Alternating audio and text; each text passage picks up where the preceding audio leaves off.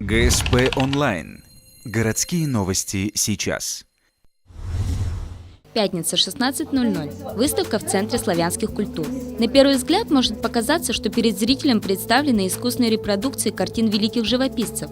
Но при ближайшем рассмотрении видно, что картины выполнены из пазлов.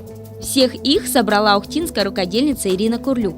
В зале представлены более 30 картин художников разных эпох, а также сюжеты детских мультфильмов и арт в стиле фэнтези. Здесь у нас представлены работы Ирины Курлюк, которая занимается собиранием пазлов в течение 4 лет. За это время она смогла собрать более 200 картин. Когда у нее спросили, интересно это или нет, она сказала, это очень увлекательное занятие. И картины с пазла она собирает, в которые включает более 3000 этих замысловатых элементов. Во время экскурсии посетителям выставки рассказывают историю возникновения пазлов и предлагают попробовать свои силы в сборке этой популярной головоломки. В мире существуют сотни клубов пазломанов, проводят конкурсы и соревнования. В подобных онлайн-состязаниях принимают участие и наши рукодельницы.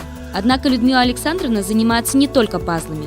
Она увлекается вышивкой и планирует проявить свои таланты в других видах прикладного творчества.